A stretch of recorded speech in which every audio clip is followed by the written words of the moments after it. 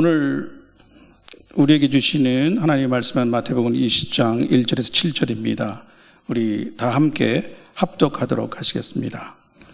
천국은 마치 품꾼을 얻어 포도원에 들여보내려고 이른 아침에 나간 집주인과 같으니 그가 하루 한 데나리온씩 품꾼들과 약속하며 포도원에 들여보내고 또 제3시에 나가보니 장태에 놀고 서 있는 사람들이 또 있는지라. 그들에게 이르되 너희도 포도원에 들어가라. 내가 너희에게 상당하게 주리라 하니 그들이 가고 제6시와 제9시에 또 나가 그와 같이 하고 제11시에도 나가보니 서 있는 사람들이 또 있는지라. 이르되 너희는 어찌하여 종일토록 놀고 여기 서 있느냐. 이르되 우리를 품꾼으로 쓰는 이가 없음이니이다. 이르되 너희도 포도원에 들어가라 하니라. 아멘. 오늘 본문은 예수님이 하신 비유의 말씀 중 그 첫 부분입니다.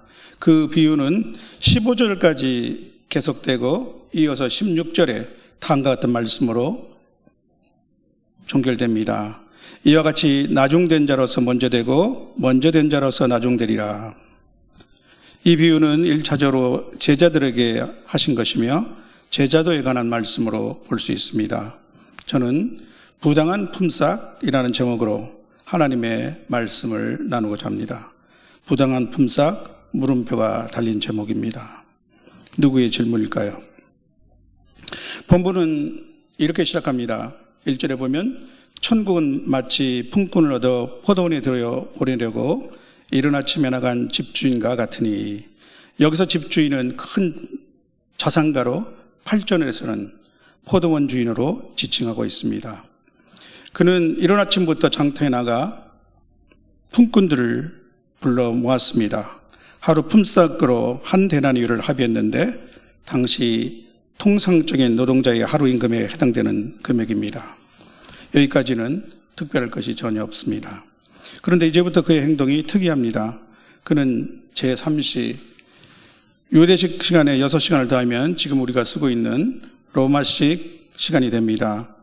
그러니까 아침 9시가 됐죠. 또 그 제3시에 다시 장터에 나가서 놀고 서 있는 사람들을 모집합니다. 이번에는 품삯도 정확히 정하지 않고 너에게 상당하게 주리라 약속합니다. 내가 알아서 정당한 품삯을 주겠다라는 말이겠죠. 아침 9시에도 아직 일감을 얻지 못한 일꾼들은 그저 주겠다는 말을 듣고 그의 포도원으로 갔습니다. 먼저 품삯을 합의할 입장이 되지 못하는 것 같습니다. 당시 가난한 일일 노동자와 고용주의 역학관계를 엿볼 수 있는 구절이기도 할 것입니다. 그런데 더욱 특이한 일은 이 주인이 제6시, 그러니까 정오, 그리고 제9시, 오후 3시에도 장터에 나가서 일꾼을 모집하는 것입니다. 또 6절을 보면은 시간이 이미 제11시, 그러니까 오후 5시입니다. 이제 곧 하루를 마감할 시간이죠. 당시 일일 노동자들은 하루 12시간을 일했습니다. 아침 일찍 아마도 해가 돋는 때부터 시작해서 그러면 아침 한 6시쯤 되겠죠? 또 거기서 저녁 6시까지 일을 했습니다. 그런데 이 주인은 총 5번을, 그것도 마지막에는 마감 1시간도 남기지 않는 늦은 시간에 일꾼들을 다시 데려가는 것입니다. 6절 하반부에 가면 그의 의도가 드러납니다. 너희는 어찌하여 종일토록 놀고 여기 있느냐? 그가 질문합니다. 몰라서 하는 질문은 아닐 것입니다. 질책은 더더욱 아니고 연민과 동정이 배어있는 질문입니다. 종일토록 놀고 있다는 말을 이들의 일하기 싫어서 빈둥빈둥하고 오락에 빠져있다고 생각하시는 분은 없겠죠. 그것은 써주는 사람이 없어 오늘은 빈손으로 집에 돌아가야 한다는 것입니다. 직장을 구하지 못해서 실업상태에 있을 때 우리는 아직 놀고 있어요 하지 않습니까? 요사이 우리나라에서는 친척 청년들에게 직업이 무엇인지 묻는 것과 또 왜 결혼을 안 하고 있는지 묻는 말은 금기어가 되어 있죠. 복음서에서는 우리 주님도 이렇게 당연한 질문을 하신 장면이 몇 군데 있습니다. 예루살렘 베데스다 목가에서 물이 동하기를 속절없이 기다리며 누워있던 38년 된 병자에게도 주님은 물으셨습니다. 내가 낫고냐 하느냐. 예수님이 마지막 십자가 죽음을 위해 예루살렘으로 향하는 여리고 길목에서 맹인 바디메오가 소리질러 주님을 불렀을 때도 주님은 짐짓 이렇게 물으셨습니다. 내게 무엇을 하여 주기를 원하느냐. 본문 7절에 이들의 답변이 나옵니다. 너무나 당연한 말입니다. 이르되 우리를 품꾼으로 쓰는 이가 없음이니이다. 이제 8절부터 15절까지의 오늘 이야기의 본론이 있습니다. 이 비유를 통해 강조하시고자 하는 예수님의 의도가 드러나는 부분이죠. 이윽고 해가 저물고 결산을 할 시간이 왔습니다. 여기서는 청지기가 등장하는데 이야기 전개에 필요한 장치라고 할 것입니다. 그러고 보니 정작 품꾼을 부를 때에는 주인 자신이 여러 번 직접 장터에 나갔다는 사실이 더 새삼스럽네요. 주인은 그에게 지시를 합니다. 품꾼들을 불러 나중 온 자로부터 시작하여 먼저 온 자까지 싹쓸 주라. 이 말은 일꾼들의 귀에도 들렸습니다. 그들에게는 제일 마지막에 온 사람들은 도대체 품삯으로 몇 푼이나 받을까 하는 호기심이 들었습니다. 먼저 제11시에 온 자들이 와서 싹쓸 받았습니다. 채 1시간도 일하지 못한 사람들입니다. 그들이 받게 될 품삯에 모든 사람들의 이목이 집중되었습니다. 그런데 그들의 얼굴이 기쁨으로 환해졌습니다. 한 데나리오를 받았기 때문입니다. 이것을 지켜본 먼저 온 자들에게 갑자기 큰 기대가 솟아났습니다. 그들이 한 데나리오를 받았다면 나는 얼마를 더 받게 될까? 그러나 그들에게도 한 데나리온이 주어졌습니다. 기대가 크면 실망도 큰 법입니다. 에게게 하는 실망의 소리가 들리고 삽시간에 분위기가 가라앉았습니다. 급기야 실망은 원망의 항의로 바뀌었습니다. 나중에 온 이 사람들은 1시간밖에 일하지 아니하였거늘 그들을 종일 수고하며 더위를 견딘 우리와 같게 하였나이까. 그렇게 하였나이다. 그들은 주인의 처사에 대해서 이렇게 볼멘 소리로 말했습니다. 주인의 처사에 대한 여러분의 생각은 어떠하십니까? 그들은 공평하지 못하고 정의감에 반한다고 생각하는 것 같습니다. 이것은 오늘 우리의 판단 기준에도 맞지 않는 부당한 대우 같기도 합니다. 공정은 특히 오늘 우리 젊은이들이 가장 중시하는 덕목이며 사회적 준칙이 아닙니까? 그들은 질투와 시샘에 사로잡혔습니다. 상대적 비교로 갑자기 자신의 몫이 적어진 것 같은 느낌을 받았습니다. 시급으로 계산한다면 자신들은 불이익을 받은 셈이죠. 많이 일하고도 적게 일한 사람과 같은 품삯을 받는 것에 억울한 마음이 드는 것입니다. 배고픈 것은 참아도 배 아픈 것은 못 참는다는 말이 있지 않습니까? 그래서 그들은 볼멘 소리로 이렇게 질문했을 법합니다. 이것은 부당한 품삯이 아닌가요? 이렇게 부당한 품삯 계산법이 어디 있나요? 일꾼들은 다시 일일 품삯으로서는 정당한 한 데나리오를 받기로 약속하고 당시에 일일 품삯으로는 정당한 한 데나리오를 받기로 약속하고 일했습니다. 따라서 비록 고된 일가였지만 하루를 마치고 받는 품삯에 그들의 마음은 뿌듯해야 할 것입니다. 그들은 즐겁고 감사한 마음으로 떠났을 것입니다. 비교의식에 빠져서 자기 본위의 정의감이 발동하기 전까지는요. 이어서 주인이 말합니다. 그런데 그들 모두에게 말하는 대신 그 중에 한 사람에게 대답했습니다. 그 이유는 무엇일까요? 저는 자칫 감정적 대립으로 흘러버릴 수 있는 군중 발언 대신에 일부러 조용한 대화의 방식을 택한 것으로 생각합니다. 그들의 감정이나 생각에 맞서 꾸짖으려는 목적은 아닙니다. 귀 있는 자는 들으라 하는 의도가 느껴집니다.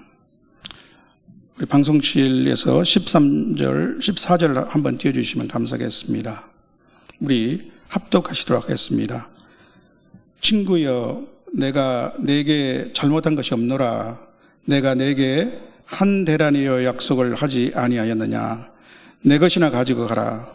나중은 이 사람에게 너와 같이 주는 것이 내 뜻이니라. 여기서 주인의 참 의도가 드러납니다. 그 주인이 품꾼을 구한 것은 포도원 일을 하기 위해서만 아니었습니다. 그보다는 그들 모두에게 품삯을 주기 위해서였습니다. 그래서 주인은 반문을 하는 것입니다. 그것이 왜 부당한 품삯인가? 이들 일꾼들, 특히 먼저 온 자들에게는 얼마나 오래 일했냐가 중요합니다. 품삯은 일한 만큼 받는 것이기 때문입니다. 이것을 공적주의라고 합니다. 그러나 이 주인에게는 일한 시간이 중요하지 않습니다. 자신이 불러 포도원에 온 모든 일꾼들에게 하루치 전체 품삯을 주는 것이 그의 의도입니다. 엄밀히 말하면 품삯이기보다는 모든 일꾼에게 베푸는 그의 선이요, 또한 이것을 은혜라고 할 수 있을 것입니다. 여기에 비유에 묘미가 있습니다. 실제로 세상에 이런 주인이 어디 있겠습니까? 이 주인의 의도는 경제 개념이나 기본 셈법에 반합니다. 아무리 큰 재산가라고 한들 이렇게 자산을 운영해서는 그 재산이 얼마나 오래 가겠습니까? 이어서 계속 주인이 말합니다. 내 것을 가지고 내 뜻대로 할 것이 아니냐. 내가 선함으로 내가 악하게 보느냐. 여기서 주인의 모습에 겹쳐 떠오르는 분이 있으실 것입니다. 선하신 분, 그는 하나님이십니다. 바로 앞절에서 주님은 한 부자 청년이 무슨 선한 일을 해야 영생을 얻을 수 있습니까? 라는 질문을 가지고 찾아왔을 때 이렇게 말씀하셨습니다. 선한 이는 오직 한 분이시니라. 인간은 자기 중심적인 정의감은 하나님의 관대하심을 불공정하고 악한 것으로 만들기도 합니다. 하나님의 가정, 곧 천국에서는 이러한 세상적이고 인간적인 가치관이 통용되지 않습니다. 그런데 한번 짚어볼 것은 이들 나중에 온 자 안에 자신의 형제나 또 자신이 잘 알고 있는 친한 이웃이 있었다면 처음 온 자들은 그래도 주님의 관대함에 대해 그토록 원망하였을까요? 더구나 주인은 자기 것을 가지고 자기 뜻대로 한 것입니다. 특히 그들은 자기의 약속한 한 데나리온 온전히 받았습니다. 누가복음 15장에는 돌아온 탕자의 비유가 나옵니다. 자신의 유산을 먼저 받아 외지에 나가서 허랑방탕하고 돌아온 이 아들을 아버지는 먼 곳까지 달려나가 끌어안고 큰 잔치를 베풀었습니다. 그러나 그날 그 늦은 저녁에 밭에서 돌아온 큰아들은 이것을 보고 안색이 바뀌었습니다. 아버지의 마음에는 죽었다가 살아났고 잃었다가 얻은 아들이지만 형의 눈에는 아버지의 재산을 창녀들과 함께 날려버리고 또 아버지의 부당한 편애를 받는 못된 인간이었습니다.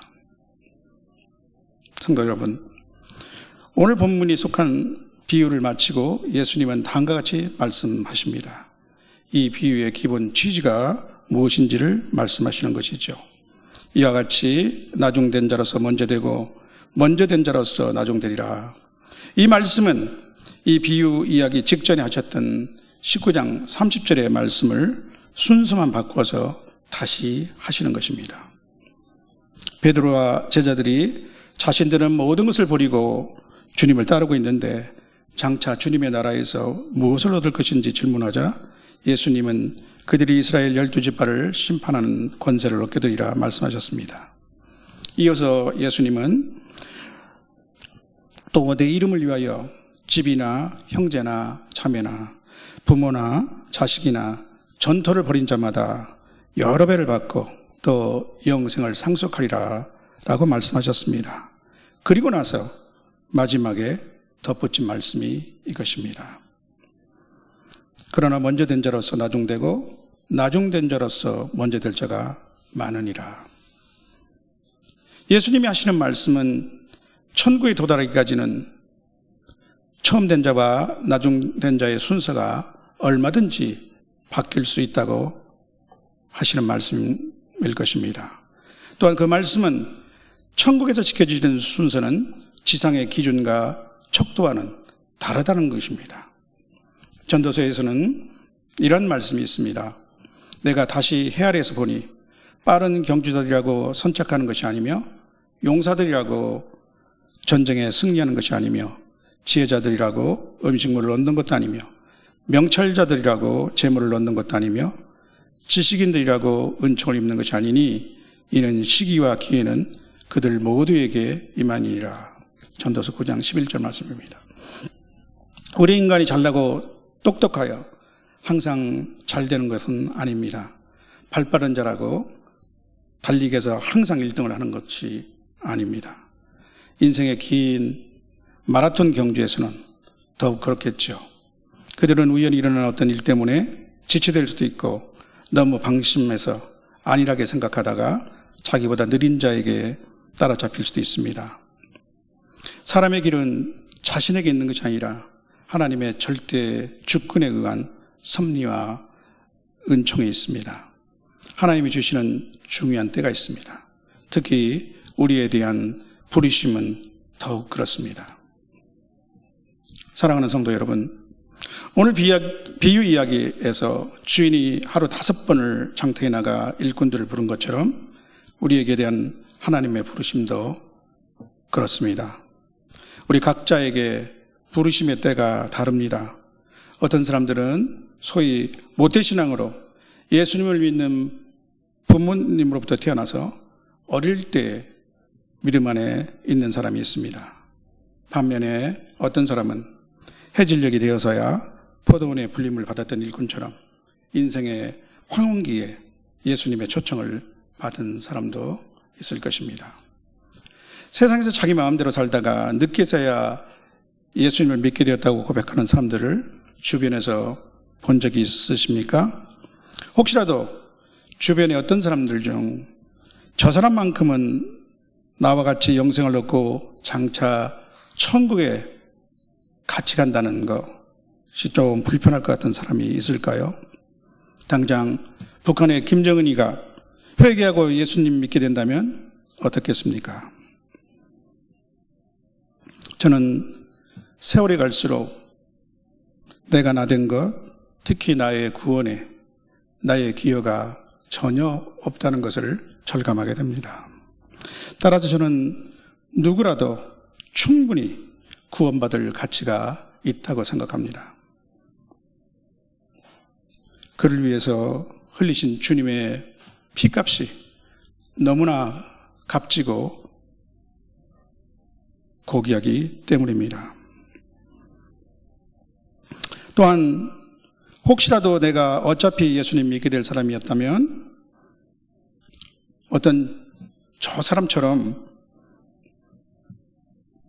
더 나중에 믿는 것도 좋았을 것이라는 생각이 드신 적이 있습니까? 오늘 비유에서 먼저 온 사람들이 그들은 1시간밖에 일하지 않았지만 자신들은 종일 수고하며 더위를 견뎠다고 불평하는 것에 공감이 가는 부분이 있습니까? 저는 신앙생활한 지 세월이 빨라서 46, 7년이 되어가는 이 시점까지 그렇게 느낀 적이 전혀 없습니다. 신앙생활은 좁은 길을 가는 것이긴 하지만 내가 땀 흘리고 더위를 견디는 것만은 아닙니다. 오히려 사이사이 시원한 바람이 불어주고 또 구름이 나를 덮어주어서 쉼을 얻고 평생 주님과 한 발자국 한 발자국 동행하며 걸어가는 것입니다. 사실 저는 대학 4학년 때쯤 확실한 삶의 변화가 느껴지는 동생으로부터 복음을 처음 듣게 되었을 때 60세쯤에 반드시 예수님을 믿겠다고 하는 타협안을 제시한 적이 있습니다. 예수님 믿는 삶이 내 삶의 주인 되시는 것이라고, 예수님이 내 삶의 주인 되는 것이라고 생각하니 좋은 점에도 불구하고 막상 자신의 자아를 포기하는 것이 아까웠기 때문입니다. 전혀 그때까지 자랑스럽지 않았고 오히려 열등의식에 더 많았음에도 불구하고 왜 그렇게 아까웠는지 모르겠습니다. 지금 생각해 보면 신앙에는 성숙과 성장의 단계가 있다는 것을 몰랐기 때문에 그런 것 같습니다. 또한 어쩌면 마치 가톨릭 신부들이 평생 서원하는 것처럼 예수 믿는 것을 너무 비장하게 생각했기 때문인지도 모르겠습니다. 아무튼 하나님의 때는 그보다 훨씬 제게는 빨리 다가왔습니다. 그 후 제가 군에 입대하고 1년이 채 못 되는 시점에서 저는 손들고 주님께 항복할 수밖에 없었습니다. 성경은 주님 밖에서의 삶에 대해서 이렇게 말씀하십니다. 그것은 열매 없는 어둠의 일에 참여하는 것이며 결국 그들이 은밀히 행하는 것들은 말하기도 부끄러운 것이라.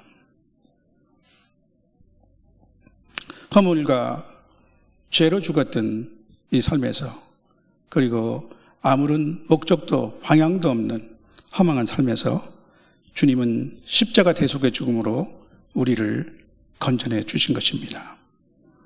그래서 누가 그 아무런 의미 없는 그 시간이 연장되기를 바라겠습니까? 제가 전도하는 사람들 중에는 연세가 많은 분들이 계십니다. 사람들은 나이가 많을수록 변화를 싫어합니다. 감각이 무뎌지고 감동을 덜 받는 것 같습니다. 지금까지 이렇게 살아왔는데 이제 와서 새삼스럽게 기독교 신앙을 갖거나 또 종교를 바꾸는 것을 어색해합니다. 이르는 인생 마지막에 부름에 대한 응답이 영생과 영벌의 결정적 선택임을 깨닫지 못하는 것이죠. 지금이라도 자신의 선택이 자신의 영혼을 건질 뿐만 아니라 자식들에게도 영향을 줄 수 있는 최선의 선택임을 알지 못하고 있습니다. Better than never라는 중고등학교 영어 시간에 배운 말이 있습니다. 안 하는 것보다 늦더라도 하는 게 낫다라는 뜻이겠지만 구원의 부르심에 응답하는 데 있어서 참으로 전국을 찌르는 말 같습니다. 예수님과 함께 십자가 달려 처형을 받던 두 행악 중 한 사람은 바로 그때 예수님이 메시아임을 알아보았습니다. 그가 용기를 내어 예수여 당신의 나라에 임하실 때 나를 기억하소서 간청했을 때 주님은 흔쾌히 응답하셨습니다. 내가 진실로 네게 이르노니 오늘 네가 나와 함께 낙원에 있으리라. 십자가 처형의 저주로 험한 인생을 마감하는 순간 그에게 찾아온 마지막 축복의 기회를 그는 놓치지 않았습니다. 오늘 이 말씀을 들으시는 분들은 인생의 어느 시점에서 주님의 부르심에 응답하셨습니까? 주님은 지금도 장터에 나가서 일꾼을 부르시는 주인과 같습니다. 그분은 양 100마리 중 하나를 잃으면 99마리를 들에 두고 그 잃은 것을 찾기까지 찾아다니시는 목자의 심정을 갖고 계십니다. 그 목자의 심정으로 오늘도 장터에 나가 사람을 부르는 주인과 같은 저와 여러분이 되시기를 주님의 이름으로 축원합니다.